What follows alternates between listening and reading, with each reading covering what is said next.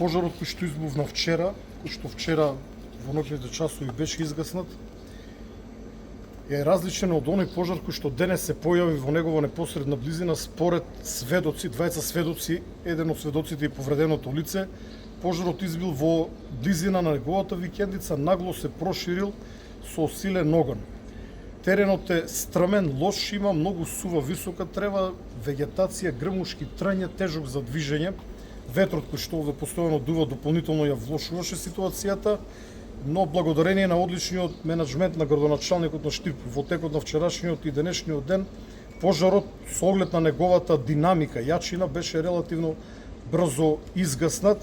Во денешниот разговор градоначалникот итно повара од мене да се впуштат летала на дирекцијата за заштита и спасување, еден ер трактор веднаш полета и беше еден од оние кои што помогнаа, но сепак пожарникарите кои што на земја пожртвувано и храбро се бореа, го има клучниот момент за успех да се изгасне овој пожар.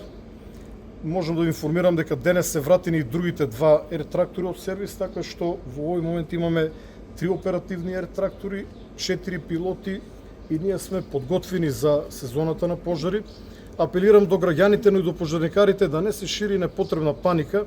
Сите пожари кога се гледат од блиску изгледат страшно и да, тие се страшни, но наша задача е да ги гасиме, а не да шириме паника. Паниката може да предизвика дополнителна несреќа или дополнителна штета. Благодарност до градоначалникот кој што и вчера и денес несебично беше на терен и даде се од него, постапи токму така како што треба, како дучевник, покрај локалната територијална противпожарна единица, повара помош од соседните противпожарни единици кои што помогнаа. Мислам дека на лице место и вчера и денес беше и доброволното друштво од Кочани, но и доброволно друштво од Штип, до кој што упатувам посебна благодарност и како директор на дирекцијата на нив сметам ова лето максимално, односно ќе направиме напори истите да бидат максимално потребени. На терен надлетуваше ер трактор, колку пати интервенираше или воопшто? 3 пати исфрли вода и потоа пожарникарите побараа да прекине судејство, бидејќи пожарот беше веќе изгаснат. Постои опасност, се разбира, од потенцијално ново реактивирање, но како што ми информира градоначалникот, на лице место ќе остават дежурни екипи кои што ќе внимават да не дојде до ново палење. Сува трева, висока трева, грмушки, ветер. Рецепт за брзо ширење на пожар доколку дојде. Апел до граѓаните да бидат многу внимателни. Еден апел кој што минатата година можеби од дел граѓаните не беше сватен најсериозно. Сите оние кои што имат викендици на вакви места, колку и да се блиску до градовите, апелирам до нив нека ги чистат во ровите од вегетација, барем околу викендиците, нека остават неколку метри чист земјен појас преку кој што огнот не може да дојде. Земјата не гори, но ако имаме трева до влезната врата, тогаш очекувано при појава на пожар вратата да биде зафатена, гредите на викендицата или други дрвени елементи на самата викенд куќа. Со оглед на тоа дека човечкиот фактор е главен причинител за пожарите, размислувате ли повеќе дронови, повеќе следење превентивно на состојбите и да се фатат потенцијалните пиромани?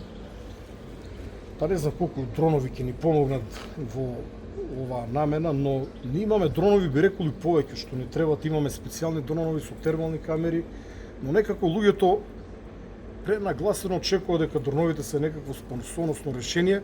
Користиме други начини за дознавање на пожарите. Впрочем, ние секогаш брзо дознаваме за пожарите, но овој пожар започна на терен кој што е многу тежок за движење. И еден куриозитет, барем за вас кои што сте од Штип, овој пожар е на местото каде што јас израснав, односно над куќата каде што израснав или каде што живеев и многу добро го познавам теренот. Навистина е многу тежок за движење. Сепак граѓаните се тие кои што можат најбрзо да ни јават, затоа што треба и јадници дронови, јадници камери и некој да гледа во нив за да ние детектираме благовремено пожар. Благодарам. Градоначалник, може ли